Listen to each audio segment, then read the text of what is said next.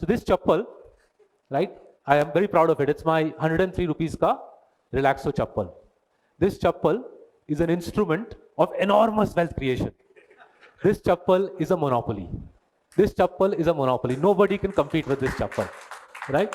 Now, I'm not making it up. You can go to Amazon.in and check. This chappal retails some days for 90 rupees on Amazon, some days for 103, some days 110. There must be an algo behind it, algo that Amazon must have built. By far on Amazon, that Relaxo ka chappal is the cheapest chappal. Nobody comes close. The closest a company comes is a company called Paragon. Their first chappal starts at 139, right? So imagine chappal, nothing more. One guy is selling at 88 rupees, next fellow at 139, bunch of other crazies selling it at 400, 500, some foreigners selling it at 1500, right? Now, there's a market for everything. People like me who don't like spending money buy the 103, but I love these sorts of things because it gives you straightforward insights into giant monopolies, right? So let's get underneath the bonnet and understand how this monopoly was built. There's no government setting wetting. This is a straightforward business process tech-driven monopoly build, right? Let's start with the numbers. So if you look at the table on the bottom right, Relaxo's profit growth in the last 5 years, including COVID impacted FY20, has been 18%, right? This last 2 quarters has been spectacular, but 5-year average, 10-year average, typically they gun out 20% profit compounding, right? If you see the revenue growth, 5-year revenue growth, it doesn't look too impressive. Until I tell you that larger companies like Bata have grown at 1/3 the rate of Relaxo, right? And when you put, say, Bata, which is I think the most credible of the larger footwear companies, you put Bata and Relaxo next to each other, a fascinating picture jumps out. We just discussed Relaxo's 103 rupees chappal. You'll see Relaxo's products typically retail for 100 to 400 rupees, right? Typical product. They have some expensive product, but 100 to 400 pretty much is their world. As many of you know, Bata obviously sells for 5, 6, 7x that sticker price, right? Yet, profit margins are identical. Return on capital is identical, right? So two companies, one company, Relaxo, is selling at 1/6 the price or in terms of sticker price, but same profit margins, same return on capital, and the company selling the cheaper product, growing top line thrice as fast, right? How does this happen? How can I build a business like this, right? So here I'll take you a little bit into Relaxo's past, because until you understand the backstory of how a monopoly is built, then you're a perpetual victim of this PE multiple psychosis, right? You've got to go into the backstory to break away from the PE multiple psychosis. So the Dua family hails from Delhi, Punjabi family from Punjabi Bagh in Delhi, which is a suburb of Delhi, which say Shah Rukh Khan also hails from that, from what I understand.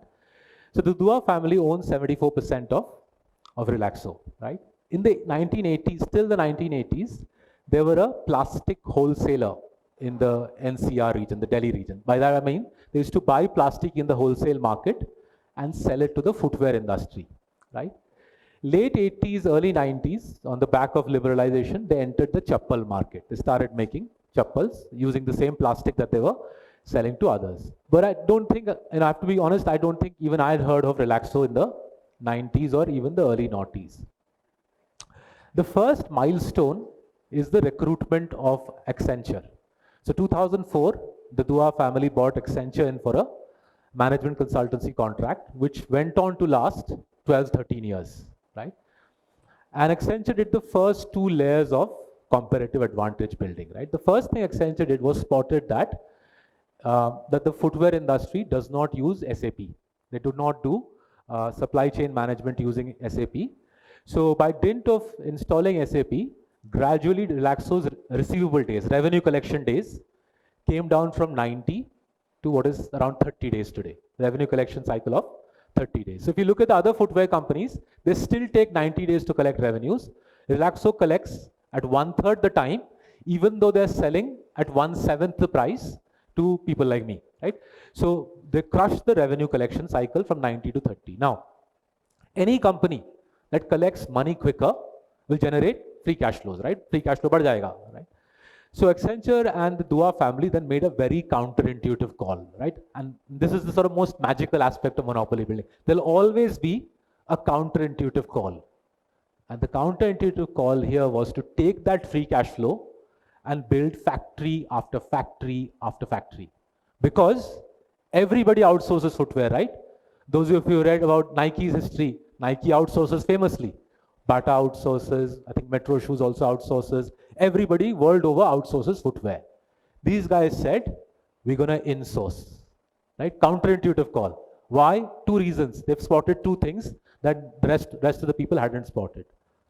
The first thing they spotted was that the Dua family, because they had historical antecedents, skill set in the plastic market, they could get plastic cheaper. They had skill sets at getting cheap plastic. If they outsourced, they were not turning their skill set into a comparative advantage. So they said, nahi karenge, we're going to make it in-house. We're going to take our historical skill set in getting cheap raw material and turn it into a comparative advantage. The second thing they spotted was nobody in India, nobody has built scale in the manufacture of footwear. As a result, you could argue nobody in India has built scale in most things, but in their case, they spotted it in footwear. As a result, they realized if they build scale in the manufacture of footwear, they will have a very powerful comparative advantage. Right? And Ramesh Dua Saab, the patriarch who runs Relaxo, went on to execute brilliantly. In the last 16 years, they've built 9 factories in a place called Bahadurgarh, just outside Delhi. Basically, every other year they build a factory. You can see that, right? See the ROC row. ROC goes 30, 30, 26. That's the factory built. Then it comes back to 30 as the factory gets sweated. Again, 26 as the factory gets built. Typically, it comes up 20 mein nahi aaya because of COVID, right? This year, the ROC is back to 30. So every other year, they basically put up a plant in Bahadurgarh, just outside Delhi. And the result is as powerful as it is simple. Relaxo's production capacity today is 8 times larger than anybody else in the country today. Now, the result of that is startling. As I said, this is the cheapest chappal on Amazon. This 103 rupees ka mera chappal is the cheapest chappal on Amazon, right? Yet, on this product, their gross profit margin is 60%, right? Same as Bata. Their operating margin is 16 or 17%, same as Bata. The return on capital employed is 30%. 103 rupees ka chappal. 8 times larger production capacity. So that was the first layer of build. 2015, 2016, 2 other consultants came into the picture, BCG and Deloitte. And then began the next stage of comparative advantage building. And if you read Unusual Billionaires, the staging is very typical of the Indian monopolist. Step by step by step, you keep at it. First thing these consultants said is, they said, sir, you've done such a tremendous job in chappal. You have driven everybody else out of the market. So Bata no longer makes Hawaii chappals, by the way. Why don't you replicate this formula in sandals? Why don't you replicate this in sandals? So some of you might remember 7-8 years back, these imported sandals called Crocs came to India, right? Plastic, colored, very colorful things, right? Very popular, but very expensive. Used to make my eyes water whenever we bought a Crocs, right?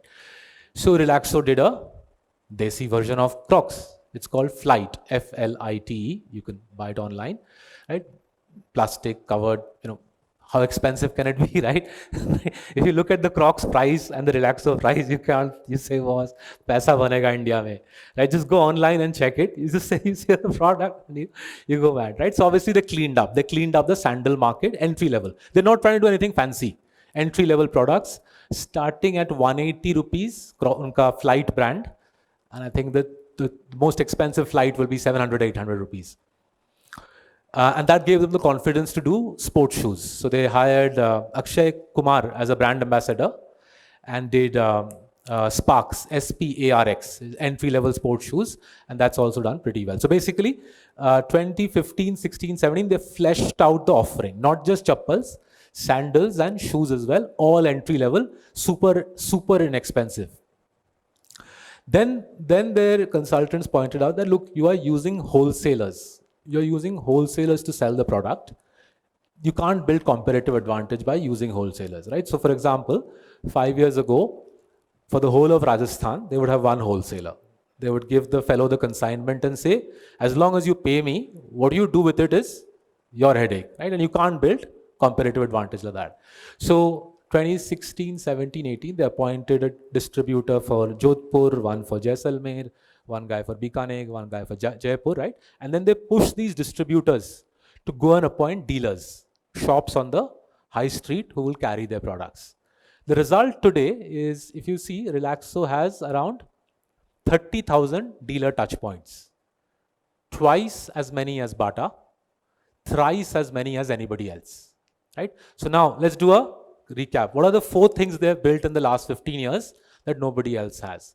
The widest range of products at the entry level, the widest range of dealerships by far, the lowest cost structure, the tightest working capital cycle.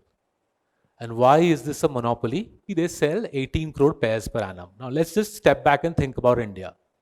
India has 130 crore people, 30 crore like all of us. We buy Nike, we buy Bata, we buy Adidas, we go to malls, we're affluent people. India has 100 crore people who live on less than